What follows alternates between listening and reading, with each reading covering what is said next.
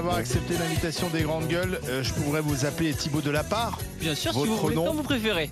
Vous êtes le youtubeur le plus suivi en France. 27 millions d'abonnés. C'était début juin 2025. Depuis, ça a peut-être progressé d'ailleurs. Oui, ça stagne un petit peu là. Il faut que je me remette un peu en question là. Alors, pourquoi vous êtes aussi suivi? Parce que vous êtes le roi de la muscu, du fitness, des conseils santé. Autour de la table, Joël Dagossiri suit vos conseils. Tout à fait. Mais depuis peu. Assidûment. Tout commence un jour. Je peux commencer un jour. Vous racontez votre parcours dans cette autobiographie publiée aux éditions Amphora, Derrière la lumière. En fait, tout est parti d'une agression que vous avez subie en 2009. Vous aviez 17 ans à l'époque, c'est ça? Exactement, j'avais 17 ans. On allait prendre une pizza ou un kebab avec des amis. Hop, on se fait interpeller par un premier jeune. Est-ce qu'on a du shit? Non, on n'a pas de shit. On veut retourner aller manger notre pizza parce qu'on est là pour ça à la base.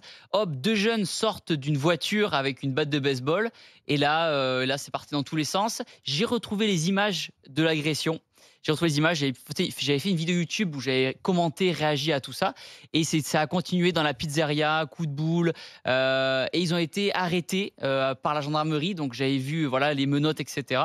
Et c'est vrai que du jour au lendemain, c'est un peu traumatisant, oui, quand même. Et on se rend compte que le monde n'est pas forcément gentil, quand même. Tout le monde n'est pas gentil. Et c'est à ce moment-là que vous décidez de vous inscrire dans une salle de musculation. Une semaine après. Il faut que je sois un peu plus costaud. Exactement. Même si aujourd'hui, le meilleur sport face aux agressions, c'est l'athlétisme, puisqu'il faut apprendre à courir vite, très très vite. On prend ses proches et on court vite, parce qu'on n'est jamais à l'abri de ce qu'on peut trouver dans la rue. Mais c'était l'élément déclencheur pour moi, en tout cas. Et 4 ans plus tard, vous publiez votre première vidéo dans votre chambre. Exactement, c'est vraiment une envie. Alors moi, je suis parti aux États-Unis pendant 3 mois. J'ai fait une école de commerce et suite à cette école de commerce-là, j'ai fait un stage au Texas. J'ai eu la chance d'apprendre, de connaître l'anglais et je regardais beaucoup de vidéos aux États-Unis qui parlaient de fitness. Et c'est vrai qu'en France, l'offre du fitness était très très pauvre. Je me suis dit pourquoi pas, moi aussi, je suis passionné de musculation, moi aussi j'ai des choses à raconter. Donc let's go. Et donc, on découvre à ce moment-là dans vos vidéos la transformation physique. Déjà, ouais. Voilà. C'était ma première vidéo postée. C'était ma première vidéo, en fait. Pourquoi ça s'est fait naturellement? Mais j'ai commencé la muscu, du coup, à 17 ans suite à l'agression. Et après, 5 ans plus tard, j'avais pris peut-être 15 kilos de muscles depuis le début. Et du coup, suite à tout ça, déjà, j'avais une crédibilité, quelque part. J'ai testé sur moi.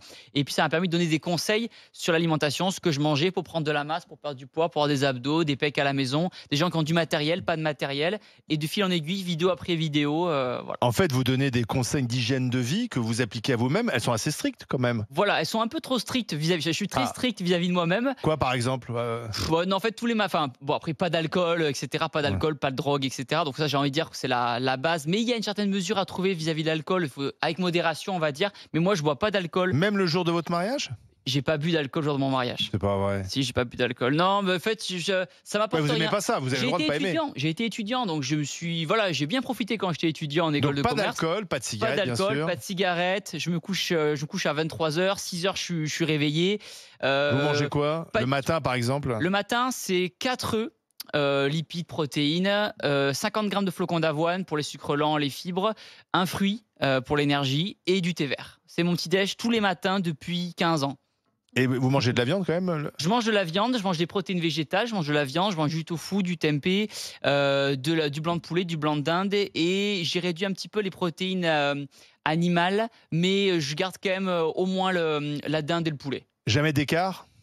Très rarement, ou quand j'en fais, c'est vraiment dans des restaurants de qualité. Pas de fast-food. En fait, je peux manger des burgers de temps en temps, mais ça sera vraiment dans un bon restaurant avec de la bonne viande et pas de fast-food.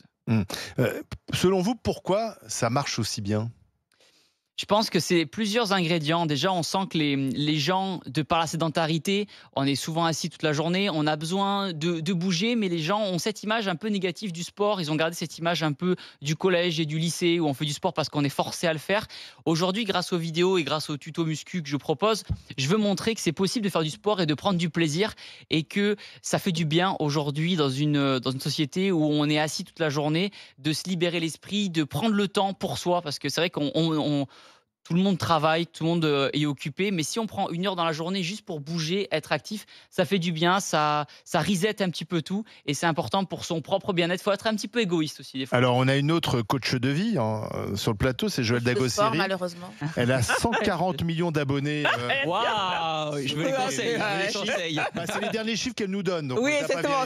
Moi, j'y crois. Les chiffres de la police, c'est autre chose. Toi, tu suis les vidéos de Thibaut. Alors depuis pas longtemps, depuis 2 ans à peu près, parce que j'approche de la cinquantaine et j'ai un objectif, c'est d'être in shape à 50 ans. Donc je me donne le temps tranquillement, mais voilà, il a fallu un peu changer mes habitudes et tout.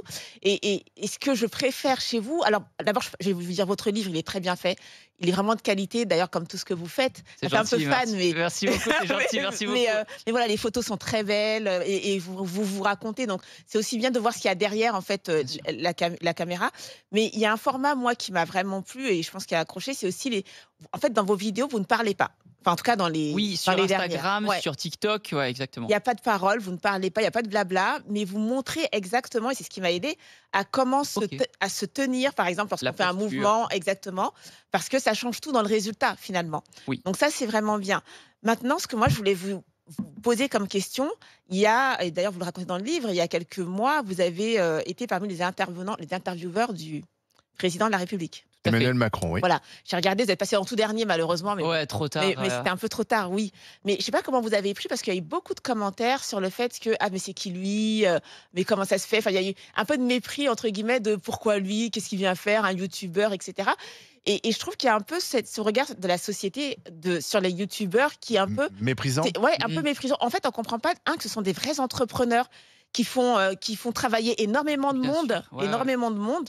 Moi, je fais un peu de création de contenu. Je fais travailler des monteurs, je fais travailler des rédacteurs. C'est aussi de la méconnaissance. Des maquilleurs, surtout. Des maquilleurs. Et des retoucheurs. Non, parce que grâce justement aux vidéos de Thibaut, maintenant, je peux être moi-même, plus besoin de me faire retoucher. Exactement. Mais comment vous l'avez pris, vous? Comment vous l'avez pris, en fait, ces commentaires, ce regard sur votre activité? Moi, je me présente comme effectivement un créateur de contenu entrepreneur, vraiment concrètement. Et donc, TF1 m'a contacté pour pouvoir interviewer le président Macron suite à... Il faisait plein de questions à la soirée. Et moi, j'ai posé une question qui me semblait légitime. C'était sur le sport à l'école. Pourquoi les jeunes ne font plus assez de sport à l'école? Pourquoi dans les cantines, il n'y a pas assez de produits sains? Pourquoi il y a encore des aliments ultra transformés qui contiennent trop de sucre? Est-ce qu'il faudrait taxer plus ces entreprises pour les faire en sorte qu'il y ait moins de sucre ajouté? Puisqu'aujourd'hui, on le sait que toute une sorte de modération, forcément, c'est la dose qui fait le poison, mais quand même, il y a trop de sucre et les gens sont dépendants.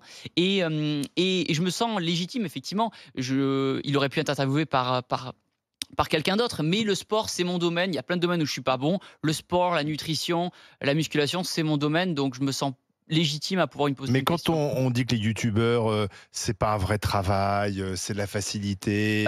Ça paraît facile, ça paraît facile. Après, j'invite les gens, c'est gratuit de faire des vidéos YouTube. YouTube, c'est gratuit, tout le monde a un téléphone. J'ai envie de dire, allez-y, let's go.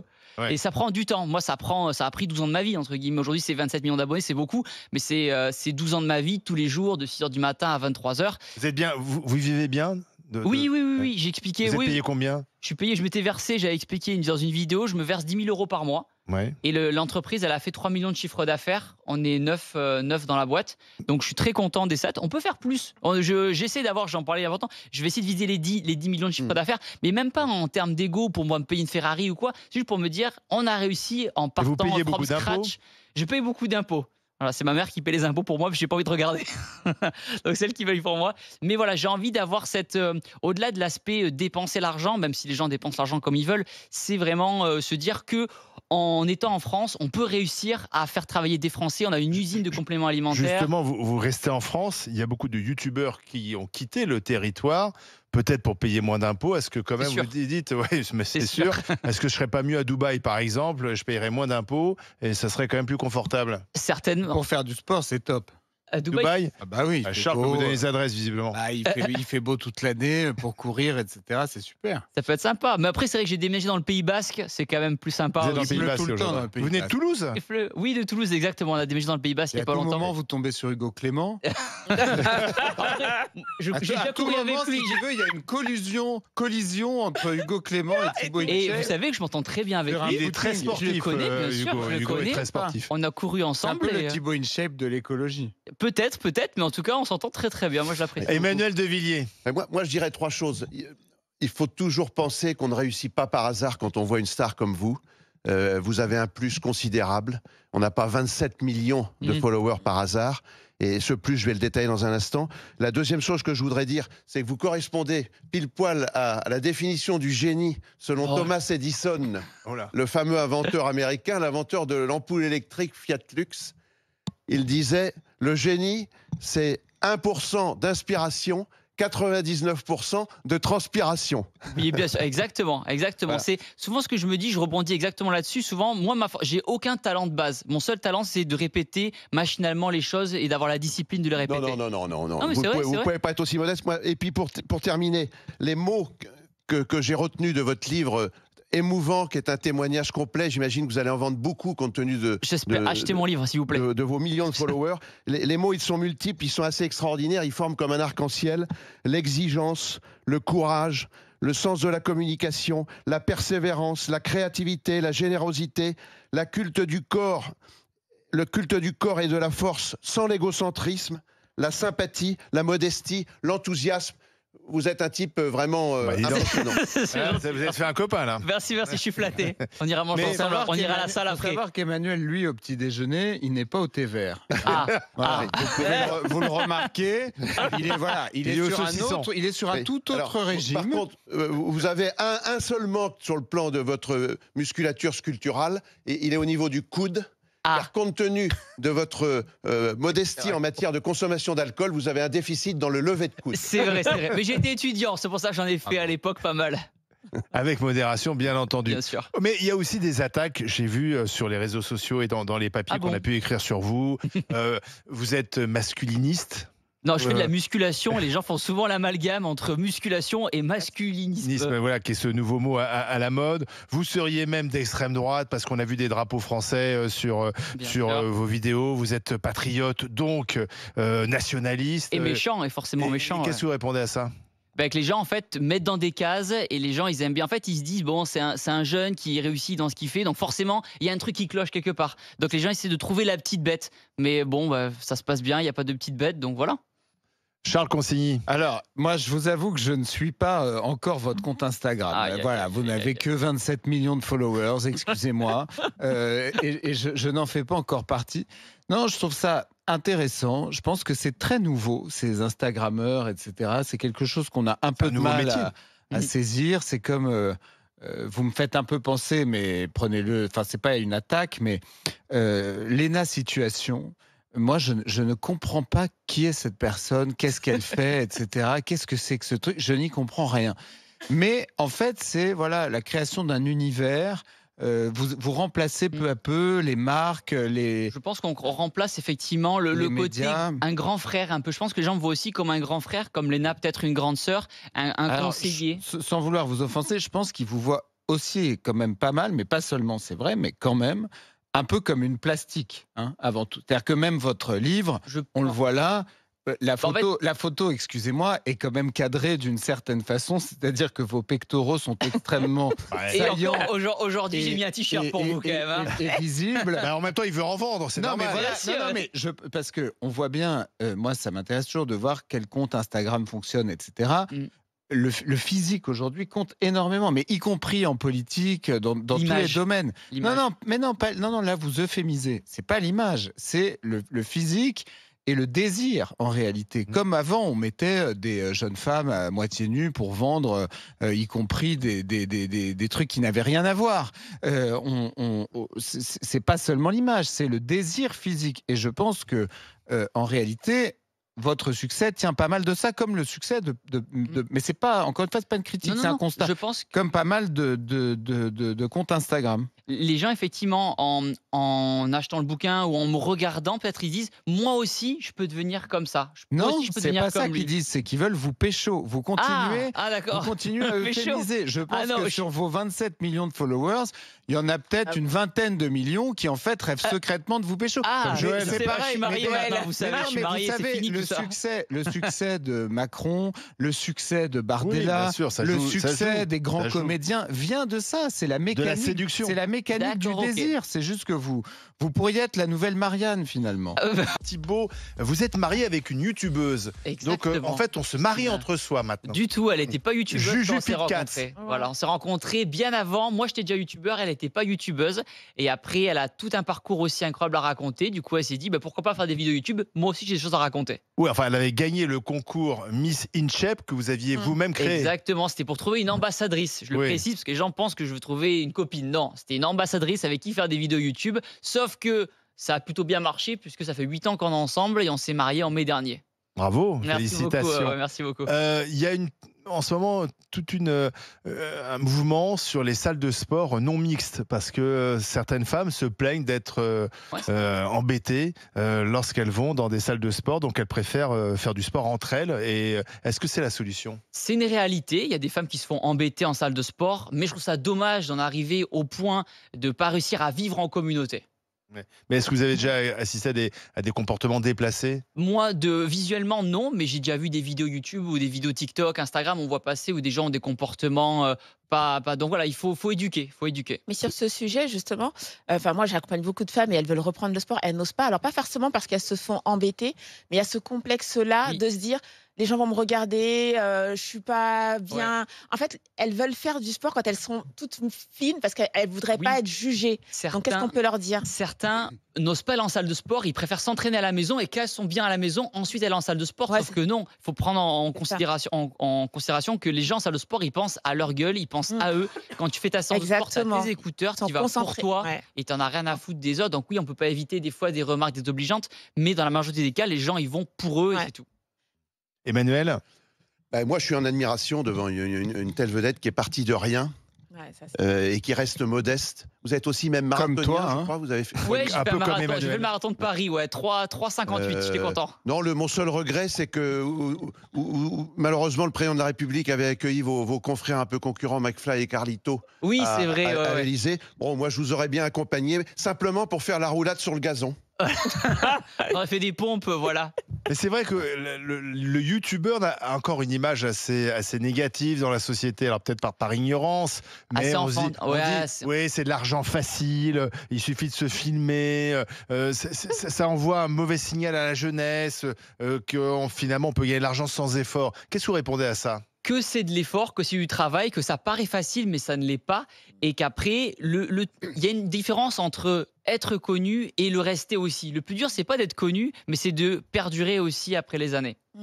Ça fait combien de temps que ça marche? Ça fait 12 ans, là. 12 ans. Ça fait 12 ans. Et comment vous imaginez la suite, en fait? C'est une très bonne question. Quand votre corps fatiguera. Il fatiguera pas. Et comme les danseurs et les sportifs. Sérieusement, comment? Là, donc, je fais beaucoup de musculation, etc. Je commence à rentrer, j'ai passé 30 ans, j'ai 33 ans, dans une démarche de sport santé. C'est-à-dire que jusqu'à la fin de ma vie, je compte faire du sport si la vie le veut bien et la santé aussi, le plus longtemps possible, de façon à vieillir en bonne santé. Puisqu'on le sait qu'avec les années, on perd du muscle, la sarcopénie, on perd du muscle. Et pour ça, pour entretenir ce muscle-là, il faut faire justement de la musculation. On encourage les gens à faire de la musculation et à manger des protéines, riches en protéines, pour maintenir justement cette masse musculaire, pour rester autonome le plus longtemps possible. Donc on peut faire la musculation jusqu'au bout de jusqu'à 70 ans, 80 ans. J'ai fait une vidéo avec un passionné de musculation qui a 80 ans, un Suisse, et qui fait de la musculation à 80 ans. C'est incroyable. Et sur vos 27 millions, combien il y a de Français et combien d'étrangers? Je pense qu'en vrai, il y a moite-moite, en vrai, parce que dernièrement, avec le format sans parler des réels et des shorts, ça a permis de toucher une communauté incroyable au Brésil, en Ouzbékistan, en Inde, au Bangladesh, peut-être des pays aussi émergents où la musculation commence à prendre de plus en plus d'ampleur. Donc je pense qu'on a un moite-moite, 50-50. Michael est avec nous, 32-16, il appelle de Dijon, en Côte d'Or. Bonjour Michael. Salut Michael. Bonjour les GG, salut Thibaut. Première intervention dans les grandes gueules. Vous êtes militaire, c'est ça? Alors je suis un ancien militaire. Oui. Je suis retraité maintenant. Et vous avez formé donc beaucoup de militaires, j'imagine. Est-ce que les vidéos de Thibaut InShape pourraient aider à former les militaires? Très clairement. Très clairement. Un aspect important, alors c'est vrai que je reprends un petit peu tout ce que je repense un peu à tout ce que vous avez dit tout à l'heure en ligne. On n'est pas sur un Thibaut InShape, on n'est pas sur un simple YouTuber. On n'est pas sur un simple gars qui fait des vidéos sur Internet, qui balance des choses, qui voilà. Vous êtes voilà. Vous allez vous dire tiens mais il le connaît. Non, je ne connais pas personnellement Thibaut, mais la positivité de ses éléments de langage, la positivité de son attitude, de ce qu'il propose, des échanges, les vidéos qu'il a faites. Alors il a eu une trame dans sa carrière et il ne contredira pas. Il a rencontré énormément de monde. Il a fait des vidéos avec des psys. Alors je sais plus s'il a rencontré aussi le Major Gérald. Si, tout à fait. J'ai fait les marins-pompiers, les pompiers de Paris. J'ai été sur le Charles de Gaulle, en sous-marin nucléaire, en Mirage 2000. Il a une référence, il a un repère, il a un discours, il a des éléments de langage, des valeurs qui font que au sein de l'armée, alors moi j'étais préparateur physique, c'est-à-dire que je préparais les jeunes, je les entraînais, je les préparais au concours, etc. Et après il y avait le suivi quotidien au sein des casernes et des régiments. Thibaut InShape est très inspirant. Vous l'avez dit tout à l'heure, vous avez un gars qui a une ligne de conduite. Il a été repris il y a quelques jours ou quelques semaines sur une vidéo où un gars a tenté de le descendre parce que ça fait 15 ans ou 20 ans qu'il le prend le même petit déjeuner. On lui a reproché de mettre de l'eau dans son... Des flocons d'avoine avec de l'eau, Et voilà. Donc, il y a un moment, vous avez un gars qui a une droiture, qui sait ce qu'il dit et il fait ce qu'il dit et il dit ce qu'il fait. Donc, c'est incroyable. Alors, là aussi, vous avez une love story qui est pas anodine non plus. Juju Fitcat, vous avez une petite pépette qui a commencé sur les réseaux sociaux et je pense que c'est comme ça qu'ils se sont rencontrés aussi, qui avait un discours très positif. Non, on dit pas petite pépette. La pauvre. Là, si elle entend l'extrait, elle va me détruire. Alors attention, pour moi, c'est pas péjoratif. Ah bon, d'accord. Votre femme, vous l'appelez pépette. Non, il l'appelle poupette. Voilà, c'est ça, c'est positif. Poupette. Oui, tous les deux, une belle femme. Il y a des valeurs incroyables. Quand vous voyez le parcours de Thibaut, quand vous voyez le parcours de sa femme actuellement, qui monte aussi à la télévision, sur qui M6 a fait des programmes, etc. Mais c'est incroyable. Et Thibaut, au sein des jeunes et des moins jeunes, parce qu'il grandit, il vieillit, donc il commence à adapter aussi son discours. Il fait des vidéos qu'il ne faisait pas avant, sur pas mal de sujets aussi. Il reprend des choses et il commence à s'adapter parce que lui aussi grand. Alors je ne sais pas quel âge tu as, Thibaut. 33. Voilà, donc il commence à grandir et depuis le temps qu'on le connaît, on a l'impression qu'on le connaît depuis des siècles, mais non. Et il est avec nous. Ces vidéos sont super inspirantes. Moi, je m'en suis beaucoup inspiré pour faire mes trames d'entraînement aussi. Ah oui. Quand il vous fait des petites vidéos où il y a effectivement... je me souviens plus du prénom de votre chroniqueuse et pourtant je vous écoute tous les jours. Joël. Des vidéos, il dit pas un mot, Joël, voilà. Oui. Il dit pas un mot, mais il vous reprend sur des routines d'abdominaux, des routines d'entraînement, des routines pour le haut du corps, le bas du corps, les push, les presses, etc. Et c'est hyper complet.